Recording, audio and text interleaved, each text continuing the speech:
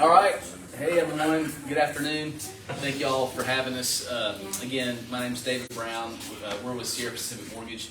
PJ Bailey is from our office too. He and I co-manage and co-lead our Johnson City branch, just up the road on Oakland, so not too far from here. Jessica Williams, our processor extraordinaire, is with us today as well. So that's us from Sierra. And then we have some special guests today. We thought we'd shake it up a little bit, maybe talk about some things we're not used to talking about because we're not the experts in this field. But we have a couple of appraisers here, Danny Santucci and Tony Rowland, and they're with First Choice Appraisals. We thought it'd be something unique, maybe to get to hear from them about what they're seeing in the market, maybe some new things that are happening in the world of appraisals, and then let you guys ask the questions, any questions you have. In fact, we have some already that we'll be sure to address, but we'll let them talk. So I'm gonna let them go first, and then we can maybe answer some lending questions and give you guys some updates on that side after they're done. So, Danny. Okay. Thanks, Dave. Good to see you. Yeah. Alright, so this is kind of weird because I'm looking here and everybody's over here. Alright, so basically my name is Danny Santucci. I own First Choice Appraisal. It's my 21st year appraising. Started out in real estate, coming from a real estate family. I was an agent in the 90s. You guys have it easy compared to what we had. So, but just want to let you know we appreciate what you do. If it wasn't for you guys, we wouldn't have a job. So, just want to tell you, appreciate you guys. There's a couple of things that I think would help everybody if we kind of understood, where we come from. The first thing I just want to say, there's a new measurement. Well, it's not new. There's a measurement standard called the ANSI measurement standard. And as of April 1st of last year, Fannie Mae says all appraisals have to be per ANSI measurement guidelines. Okay. So the big thing with that is basically we have to separate above grade and below grade square footage. Okay? Mm-hmm. So when I go out to a house, and let's just say I'm doing an 1,800 square foot house. Okay? Then I go pull comps, and I pull a comp, and it's a 1,200 square foot split foyer with a 600 square foot finished basement and then a 2-car driveway on the side. That's a 1,200 square foot house with a 600. So it's really not comparable to what I'm actually appraising. If we could just get on board with, kind of universal measurement standards, we could make everybody's life a little easier. The other thing I want to talk about, because I do know 2 realtors that actually got sued over this, and let me share this with you, is finished attics. When we measure finished attics, at least 50% of the area has to have a 7-foot ceiling clearance. And then we cannot start measuring until there's a 5-foot clearance from the floor, because most finished attics have a knee wall. So you're talking about like dormer walls coming up? Yeah, like a knee wall coming up. So we don't start measuring until we hit 5 feet. Okay? So that's, now, with that being said, finished attics obviously worth something, but I cannot include it in the square footage of the house. So what I do is I give them a line adjustment in the report, but I've had 2 agents over the years that I've known that have gotten some legal issues because of that.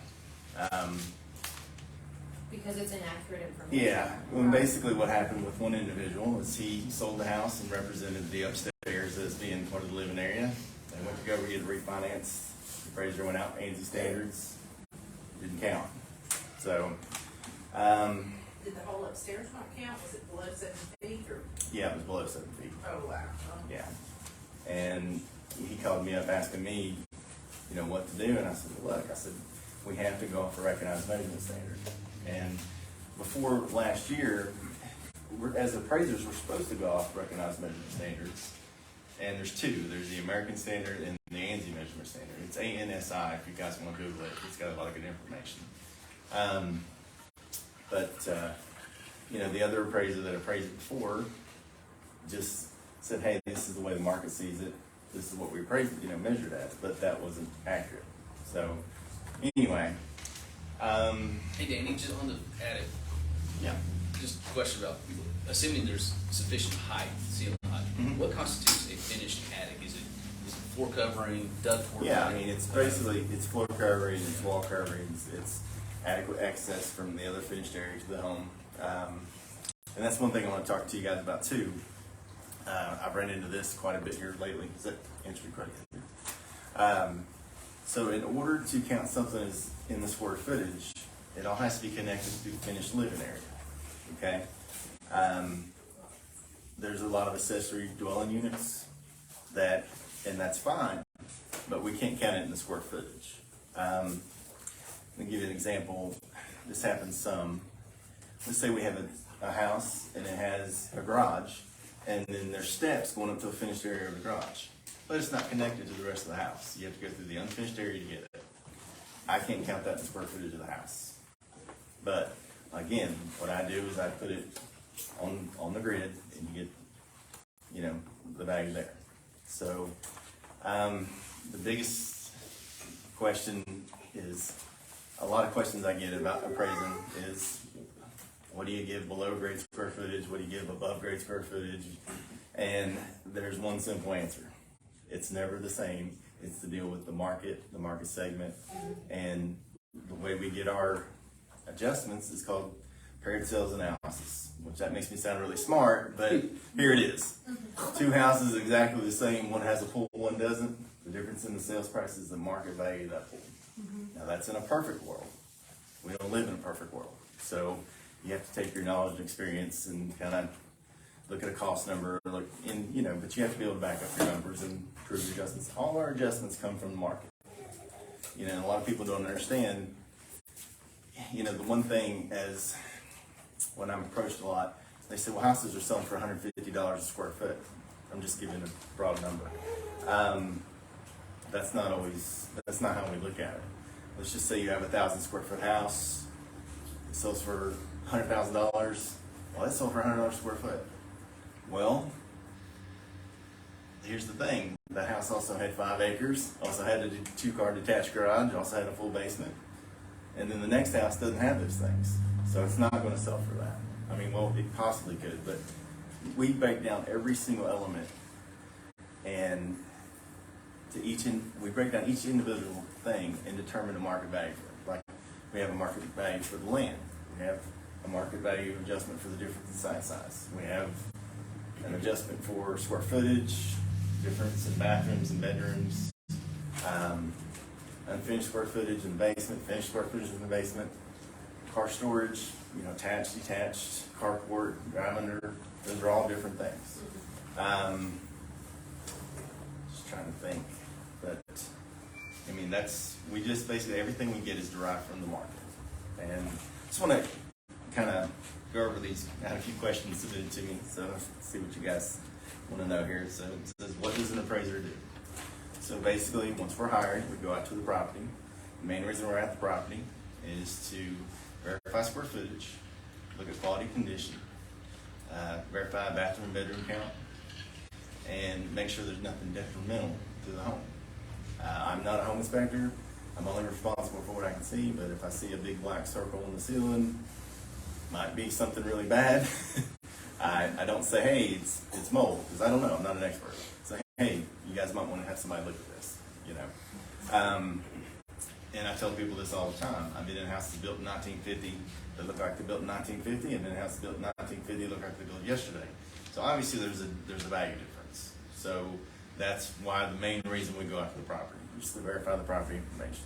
So once we get back to the office and put all our information in, all our pertinent, we try to determine what a average potential buyer would consider the home to be worth. You have all different kinds of buyers. Some of them have emotional attachments. Some of them they just want to be there because their kids need to go in that school district. So they're probably willing to pay more for that property. Our job is to make sure that if something goes wrong, the lien holder of the property or the person buying the property doesn't lose exorbitant amount of money. And basically they want to make sure that they're tying into what, God forbid something happens, they can recoup their money, or at least a good part of it. Let's see here. And time frame for appraisals. Okay. So I'm 5 business days from the day I get the order to the time I get it back. So if I get it on Monday, you'll have it back next Monday. That tells you anything. That's permitting, we can get in the house and, you know, all that kind of stuff. I actually met Tony. He was a realtor at the time, and I had to call him because I was getting attacked by 5 pit bulls out in the yard, so we had to reschedule. So, but, you know, so basically that's a good way to meet somebody. But, you know, the appraisal process is basically, I'm going to tell you how I pull comps, and it's a lot different than what you guys do based on what I've talked to. Tony's actually a realtor as well, but he's transitioning over into appraising, so he has a little more insight in what you guys do. And like I said, last time I was an agent, it was 1999, and Clinton was in office. So, you know, so basically what I do is, you know, once I go out and verify the square footage and determine the quality and condition, when I pull comparables, I try to stay within 20% of the square foot of the house. That's kind of a guideline, you know, because we want to know, you know, have the most comparable property we can. So if I have a 1,000 square foot house, I'm pulling comps from 800 to 1,200 square feet. Okay.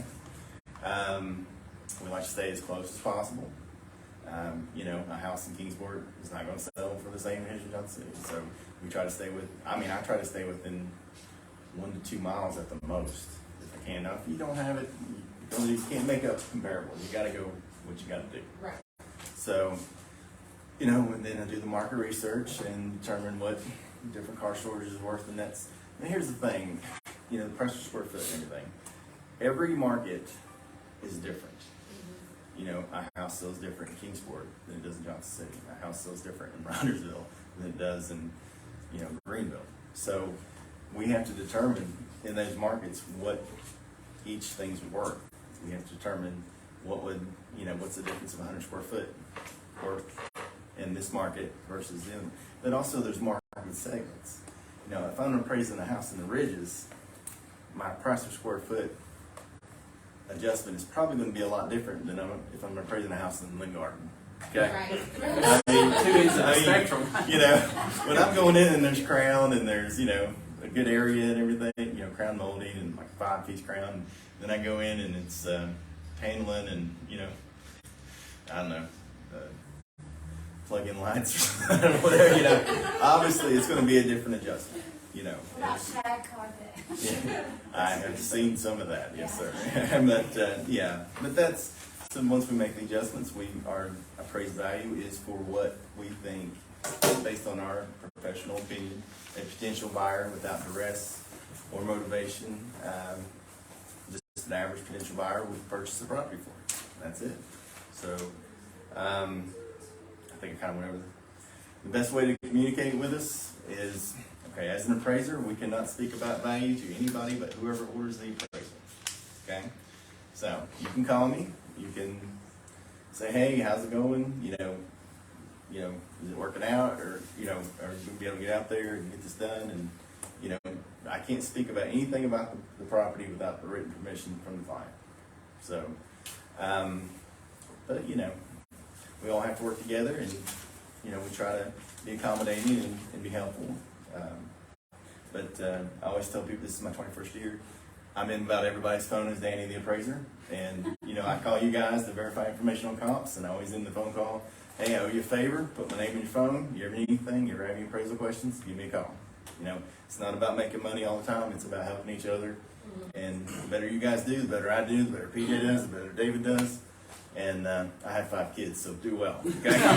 So, anyway. So. Dan, I have a question Sir. on the, so sometimes you'll get a house that has no permanent heating source, right? Okay. So can you touch on that? Like, what's the temperature have to be? Oh, okay. Yeah, we get into that. Okay. So basically, okay, anywhere where there's water in a house, it has to be able to maintain at least a 50-degree temperature so the pipes won't bust. Right. So, you know, I've been in houses that will have a heater in the, you know, built-in heater in the bathroom, and then, you know, in the kitchen they'll have a heater, and that's, you know, wherever there's water. Underwriters have a different take on that. I'm not really sure what you're. And the different programs, so like FHA Yeah, different versus programs have different VA things, versus conventional. Like a lot of underwriters would like to have heat in the bedrooms, which that's really not uncommon these days. You know, we living in a new century and everything, but you know, as far as what I'm looking for at the bare minimum, there has to be heat significant enough to maintain at least a 50-degree temperature without human intervention. You can't have the wood stove and have to put logs in every 5 minutes. You know, No plug-in. No plug-in. yeah. No, that's a temporary. That's not a permanent heat source. You know, A lot of people have that. It has to Oh, be- you have this little box that we plug in, but that's not going to yeah, work. it has to be it has to be permanent. It has to be able to maintain temperature without human intervention. So if that makes sense. So that's the bare minimum across the board as far as I know. So because nobody wants busted pipes, no matter what kind of loan you're getting. If you're getting a conventional and FHA, you know, things of that nature. Well, and on FHA, to touch on that, they will require a permanent heating source in each room, each living room. Yeah. So, like, if there's absolutely nothing in there, the easiest way to get it completed is to put a baseboard heating in. But you want to take that out once you get in because it's quite expensive to run baseboard heating to pass through on the mortgage side with the loan to tie that in FHA. Yeah, I mean, basically, it's just, you have to be, the house has to maintain a 50-degree temperature, which I don't know if you guys ever been in a house 50 degrees, it's cold. It's a little You know, I mean, it's really cold. So, so how can real estate agents make it smooth for me? Just measure your house is right. Make sure your information is accurate. We have to separate above grade and below grade bedrooms and baths. So, you know, you gotta, I keep going back to split forward, but it's the most common house that has finished that I deal with. But let's just say you have a bedroom downstairs and you got 3 up and 2 baths up, and you got a bedroom and a bath downstairs. We do not count bathrooms in the room count. That's a standard, but I mean, it's obviously noted that you have, let's just say you have living room, kitchen, 3 bedrooms, 2 baths. Well, that's a total of 7 rooms. Well, the way we count it is 5 rooms, 3 bedrooms, 2 baths. Okay? So when I go into pull comps, and there's a bedroom and a bath downstairs, and there's 3 bedrooms, 2 baths upstairs, I've got an overall room total that's not what I can say, and then I've got, it says it has 4 bedrooms versus where it has 3 above grade, and then it says it has 3 baths where it's 2 baths up and then, you know, 1 back down. But, you know, I'll just touch on this. Last year was a little tough for us as appraisers, in my opinion, because as realtors, you guys don't leave anything on the table when you list a property. Okay?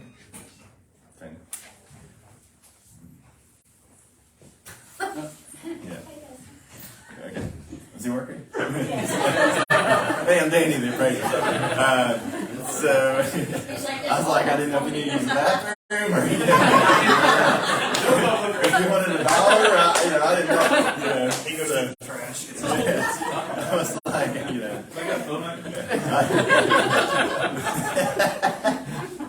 oh, you lost the train of thought here. But where was I going with that? Oh, yeah, it's hard for appraisers last year because as realtors, you guys don't leave anything on the table. I mean, you want to get the most bang for your buck, and that's good. That's what you're supposed to do for your customers. But then we had $30,000, $40,000 over asking price. Okay? So we're like, So the one thing that's saved us, well, here's the thing. We're only good as as good as the information we have. Okay? We have to use closed, qualified sales. What I mean by a qualified sale is that sale has to sell without any duress, if there's a relocation, a divorce, a state, a tax lien, things of that nature. It basically has to be a sale where there is no duress on the seller's part. Okay, that it sells for what typically the market would accept it for. So, but the thing that saved us, because like I said, bare minimum, you looking 30 days to close on? Yeah. 20 to 30. Yeah. So if this is, and it's changing month to month. Last year we were sitting on about 12.5 to 13% appreciation, and that's really good. To give you an idea, the typical appreciation is 3 to 4%. Okay. But what saved us is and in order to have better, more comparables and more up to date, it's cash deals. Cash deals go quicker. We're able to say, well, hey, this one sold for more. But that was the toughest thing we dealt with as appraisers. And I've talked to several. It's all the same thing. But man, how am I going to get? They're not leaving anything on the table. It's under contract in 20 minutes, and then you got to bid more, and they're paying $30,000 to $40,000 more, and we're just like, well, we'll do the best we can. But as far as being smoother, just try to get your information right. Helps us, and and helps us be able to price things in the same way. I'm never out to kill anybody's deal. I'm always there to help, and if there's something that comes up, I'll call you and ask you about it. And we're all in it together. If, like I said, if it wasn't for you guys, we wouldn't have a job. Well, we'd have a job, but it wouldn't be as much. So, but let's see, how long before someone can do a cash refinance out on a cash purchase property? Does time affect how much money you get out? That's a question for those guys. Yeah, I think I'll address that after you're done. Okay, good deal. All right. So, can you speak more about how appraisers get the value of a home? Okay. What's the typical value of below grade square footage?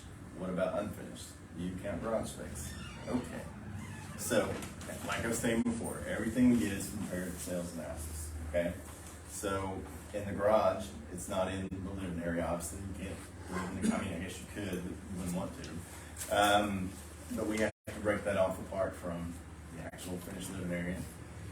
We do count difference in car storage number. A one-car garage is not going to be worth as much as a two-car garage. Our job is to do fair sales analysis. Is that because it's bigger, or the fact that? Well, no, it's the utility. Well, it's two things. It's where it's larger, and also where it's a superior utility. So if you can put two cars in the garage versus one, obviously that's probably more desirable in the market. Okay. Plus, it's going to cost more to build it. So that's, and then a carport is not worth as much as an attached garage. It's just not as much material and not as much utility. But it all comes down to period sales. What about these detached garages that are really popular? Like the metal buildings. Yes, and I have a friend in Nashville who just had somebody come and build one, and the pictures are phenomenal, but part of it has vehicles and like a utility vehicle in it, and then part of it is completely finished, Yeah. like a barn. Like a barn to me. Yes, Okay. like where you could house guests, and yeah, it's completely finished. So Okay. I would say, like, you're appraising a property That has and that. everything goes together. How would you do that? So you're saying that would be the main structure, the main living dwelling on the property? No, You're it's saying just that's an addition. saying that's but you're selling apart from. everything. Okay. You're saying that's apart from the main living area. Yes. Okay. So basically, what you're saying is you have a very nice detached garage that has a garage and has a finished living area. Right. Okay. So some questions come up here. Now, does it have its own water, power, septic, or is it tied into the house? And I'm just saying, these are things we kind of look at when we do that. So what we need to determine is it own dwelling, or is it an accessory dwelling to the main home on the property? Okay. Which would bring more value. Probably if it was two separate units, I would think. Would you call that a 2-unit or a? Yeah, it would be a small income 2-4 unit. That's what I would think. Or you could cut it off and sell them separate. Whatever you think, most bang for your buck. But if it's dependent in any way to the other property, it would be an accessory unit. And then we could not count that square footage in with the home, just because I talked about earlier.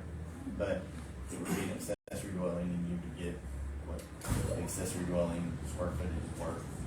Does that help? Yes. Okay. And I get the basement question all the time. Below grade square footage, above grade, finished square footage, unfinished square footage. And it's all paired sales. Now what I do, in the basement is it's hard to nail down a specific price per square foot when you're doing paired sales for finished versus unfinished. So what I do is I can tell you, I make the adjustment for the difference in the square footage, which I can determine, but it's much easier to prove what a basement den would be worth or a basement bathroom would be worth. So if one has a den and a bathroom, then I can tell you what a basement bathroom would be worth and take that off for plus, or my, you know. So I adjust for finished rooms in the basement because I can prove those a little easier. So any utility and all those things. All right, so is it true we should only compare single level homes, split level, two-story. So here's my thing. When I go out to appraise a piece of property, I'm trying to find something that looks just like the thing. The less adjustments I have to make, the more comparable it is, the better appraisal it's going to be. So, but in the same token, you can only work with what you got. You know, sometimes there's not going to be, 5 2-stories on the same street. But the biggest thing I look at is quality condition, and square footage. If you have a 1,000 square foot house and you're appraising a 2,000 square foot house, you're in a different ballpark. So I try to stay within 20% of the square footage. Now obviously it's cheaper to build up than out. Okay, it's foundation cost. So I do try to stay with the same design if I can. And if an adjustment is warranted for the difference in design, then that's what we do. We'll make it. But I would try to stay as similar to the home when you're pricing your properties. I would try to stay as similar to the home as you can. If you have a single level, I'll try to. Now, if it's a house that has all kinds of crazy additions and you can't find anything, it's like if it's a 5,000 square foot ranch built in 1960, you're going to have to work with what you got, and then you can kind of pull out the market. And you guys are professionals. You've got a good broker and good agents. I'm sure you got a good resource bank. But if there are any questions, call me. We'll talk about it, But, all right, here's the other one. What determines a room? 2 ways in, 2 ways out. I can tell you what a bedroom is: a closet, a window, and a door.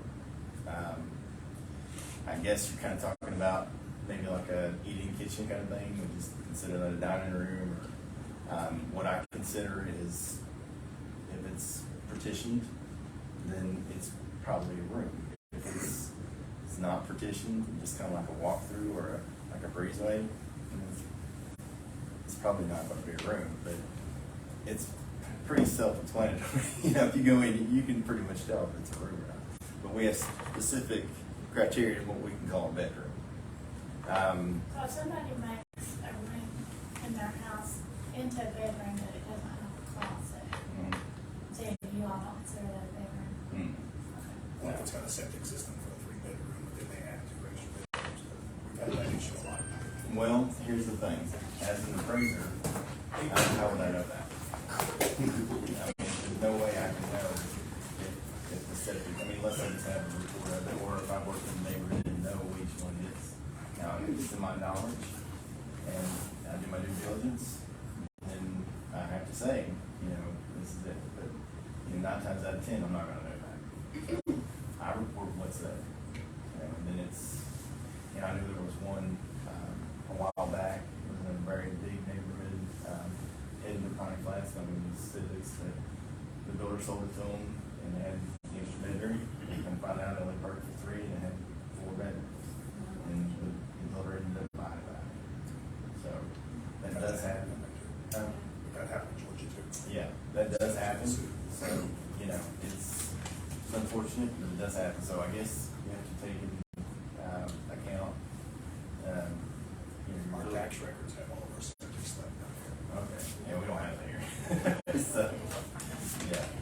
So, let's see. Okay. How do you appraise multifamily properties to single-family homes? Okay. Well, I don't do a whole lot of multifamily properties just because for me, it's not very plentiful and it usually takes me quite long. There's 3 levels of licensure. There's a licensed appraiser, which they can only appraise up to $1 million home and no commercial. I'm a certified appraiser. They can appraise anything residentially. I have a $250,000 multifamily ceiling. I can't go above that, and I can only do 6 units, okay? And then there is a certified general, which they can do whatever they want. Those are your commercial guys, okay? So, I know I've done duplexes, I've done triplexes. I don't particularly enjoy them. I'm just telling you guys, you know, I mean, there's a lot more, and I'm sure there's a lot more work on your end as well. You know, What about a home with like a detached garage with a, you know, like a garage apartment? yeah. Okay, that's pretty simple. So what we would do is actually on our 1004 form, which is the standard single-family home, it has an accessory building. That's what we would do. So it's not technically a two, you know, I'm not gonna say before, if it's a 2-unit, each unit's gonna be independent of the other. So 9 times out of 10, that garage apartment is gonna be tied into the second thing. 9 times out of 10, it's gonna be on the same week. 9 times out of 10, it's on the same water meter. So those things kind of play into how you look at it. And then there's also the income approach, which there is the calculations for a gross rent multiplier is whatever a rental house sells for divided by what it rents is the gross rent multiplier. So let's just say, and I always use this, 100,000 and 1,000. Let's just say you have a $100,000 house, rents for $1,000. Your gross rent multiplier is going to be 100. Okay, but that's what that rental house sold for. That's what it rents for. So then you can take the house next door that rents for 600 and multiply by 100, and that's going to be,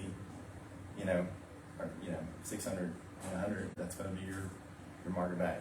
Now, in my 21-year career, it's happened one time. I can prove that. it's a very difficult thing to prove.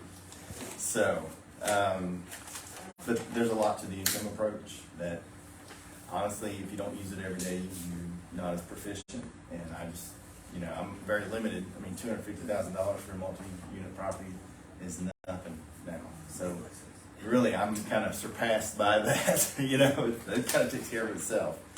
Let's see. How much is an in-ground pool bring? Okay. It all goes back to paired sales. Pools have been I don't want to say it's been a very prickly conversation for me over my 21-year career. Obviously, they are expensive, and some people would like them, some people would not. But as far as an actual dollar amount, there's not a dollar amount across the board. It all depends on location, area, and trade sales. And that's how we pull that out. So, how far out will you go to get the value of the property if there's no comps? Okay. This is how we actually pull. This is our criteria as far as pulling comparables. I'm going to stay within 20% square foot of the house. Okay.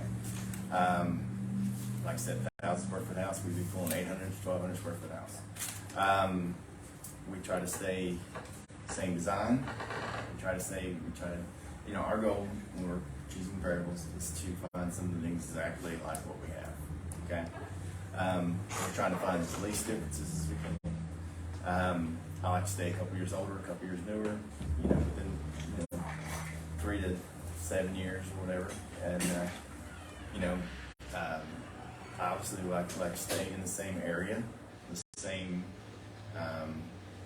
I try to stay in the same school district, just because that's a very good indicator. When I first started appraising, I would pull through high school districts, and then that would be, in my opinion, probably the best comp as long as it was similar condition and quality. Quality and condition, you got to match it up. I mean, like I say, 1950 house built in 1950, 1950 house updated, it's going to be a big difference. So quality and condition plays a major part. And like I said, we have to stay within a year of the day we were there. That is a Fannie Mae guideline. So if I cannot find those things, that's when I pull out. I go further out in my distance.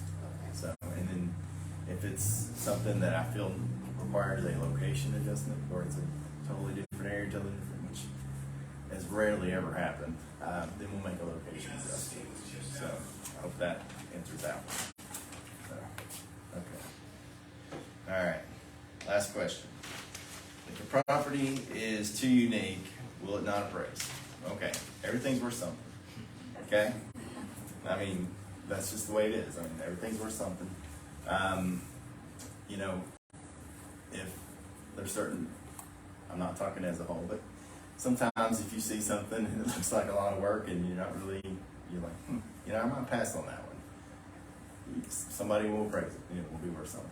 Now, it will be more work and will probably cost more because of, you know, market research and, you know, I mean, what was that? We did a house that was like a circle house. You remember that one, 35 acres? I never wanted to die so much in my life. But, you know, I mean, but, you know, everything's worth something. So, it's That's just, what I was thinking of, is I've seen some houses that are that kind of circle and they have like kind of a hexagon, it's like a hexagonal like roof thing type of Yeah. thing. And it's just super funky looking. Those, I heard that one like couldn't get financing because everybody was like, yeah. Now, see, the lender can, see, ultimately, like when I do my appraisal, it's my opinion value. I'm stating all the pros, all the cons, you know, that I'm aware of. You know, as far as what an underwriter will look and see, because they're looking to see if something happens, they can sell it. You know, now if somebody had, you know, two vans put together and signed it and called it a house, they're probably not going to say it because we probably couldn't sell it. You know, but ultimately, yeah, do what? I know, right? Yeah. But, you know, ultimately it's up. I mean, I can give my opinion of value and state, basically I'm like a reporter that tells them what's worth. And once they present all their data, they decide if they want to take it or not. That's, you know, that's pretty much it. But these guys got great underwriters. They're my favorites to work with. They don't give me too hard a time. Oh, stop. Go on. I have a question on an outbuilding, especially like an FHA loan, chip, of course, we're looking at chip paint, exposed wood and things like that, but if they're, let's say before we put it on the market, if they demolish those and leave them on the property, is that allowed? Because I had one where there was a top, like, living space that could be a potential living space above the garage.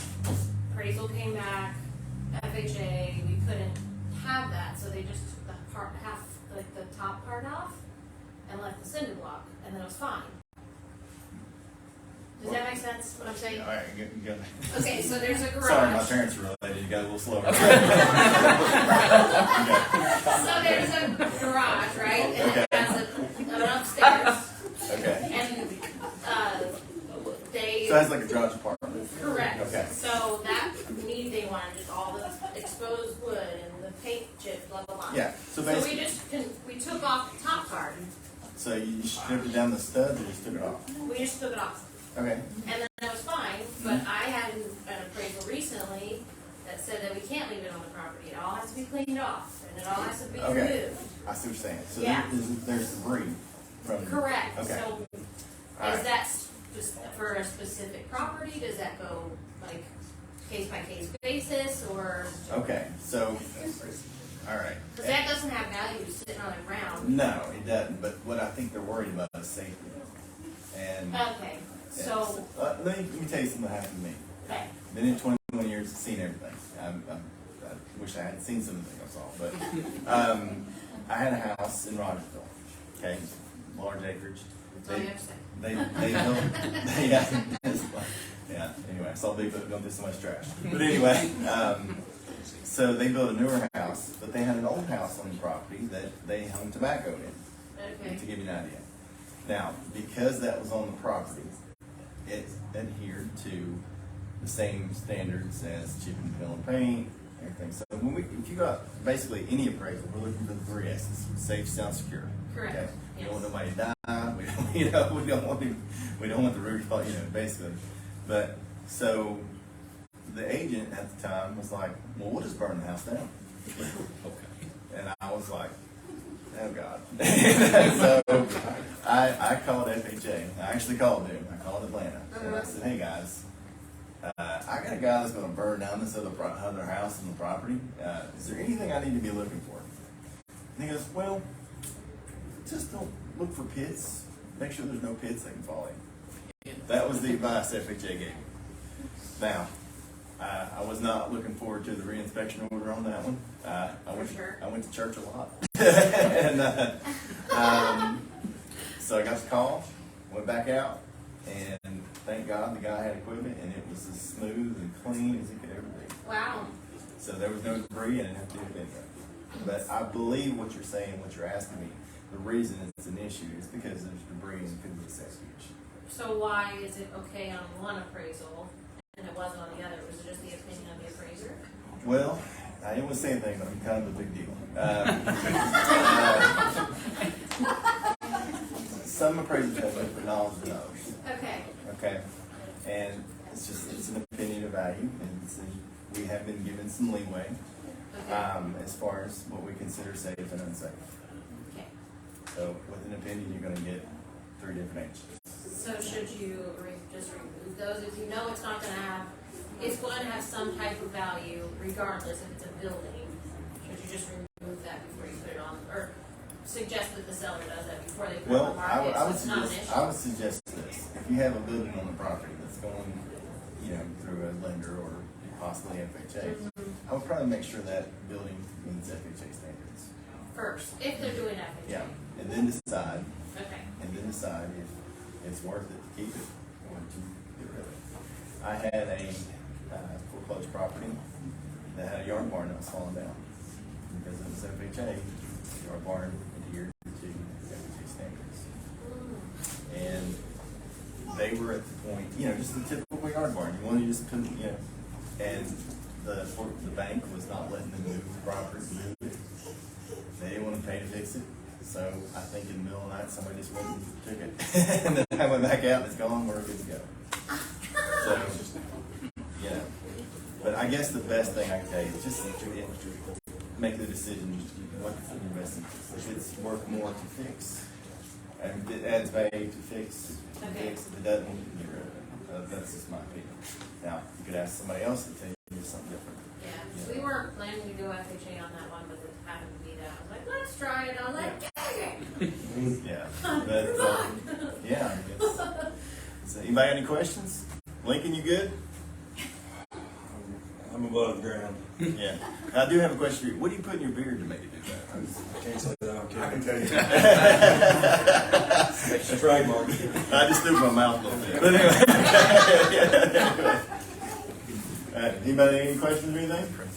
Thank you, Dave. Appraiser, that was good. I gotta get these Thanks, key tags Terry. for you guys to use. We'll put them in lock boxes whenever you're coming out. So can't forget that. Yeah, that's awesome. Yeah, I like that. It reminds me of like the old 1980s motels. Oh, no, yeah. It's like, I'll keep the hype up. thank you.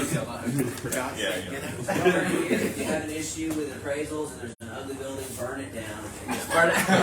I did not say anything. Yeah, I will be at church tonight.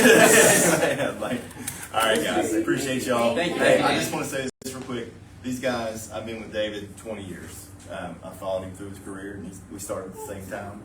And he's always been a very efficient and very capable young man. And PJ, I've been with you almost 6 years. This man is the picture of integrity in my mind. If he says he's going to do something, he does it. And if he doesn't do it, he's probably missing a body part or something. So, but I appreciate you guys. If anything I can ever do to help any of you, feel free to call me. Or Tony's always there. He'll answer the phone. Just if he doesn't answer the phone right, just tell me so I can dock him. And there you go. Thank you. Thank you for having us. I know we're right at 1, so we want to be respectful of your time, but really appreciate Danny coming. Like you said, we've worked together for almost 20 years, and really appreciate that that he's approachable. You have a question or concern, he's going to talk through it, and have the humility to say, if there's other comps he needs to consider. So that's really valuable. Really appreciate him. So I know we're here at 1, but any lending questions? I'll let my colleagues talk if y'all want to say something. I do. Okay. I have a client who is, they've been with different lenders, and I guess when they come to like the pre-approval part or after, whenever they're ready to make an offer, the lender or the underwriter is asking for like student loan, because the student loan, like, what is, do you guys have things come up with student loans because it's on pause? What is that? What is the typical protocol with that? How does that work? Okay, so questions about student loans, how they can differ, and there's different approaches to how they're viewed based on the loan program. So most clients, when we pull credit, we see all their obligations. If there's a list of student loans, most right now, and for the last couple of years, have been shown a $0 payment. So they've not had to make payments on these things. But as we underwrite the loan, we have to count something in there for that loan, even though they're not having to pay it. For most programs these days, we can get away with just using half of 1% as a minimum payment. Of that total balance. Right. Of the balance that shows on the credit report. So if there's a $10,000 student loan, what's that? $50 a month. Now, if they can provide other documentation about income-based repayment, what the payment would be, we can often use that in lieu of that calculation. Now, Fannie and Freddie are different. I think Fannie's still 1%. Fannie's 1, Freddie half. Freddie a half, USDA a half, FHA a half. So a lot of these programs have really loosened up where it's less punitive to have a lot of student loans for bars. I think they realize that, hey, there's a lot of young bars that have a lot of student loan debt. So, Have you been required by an underwriter to get a letter from whatever student loan people or whoever in order to proceed with something like that? It depends. If we're trying to substantiate a lower payment than what the program guidelines call for as far as the calculation, then we have to get some kind of documentation from the servicer. Okay. And sometimes that can be hard. Yeah. It's a big company and it's on the phone, but potentially. Okay. And on a VA, if you have a forbearance, or if it's in forbearance or deferred for 12 months after the date of closing, you don't have to count the payment in.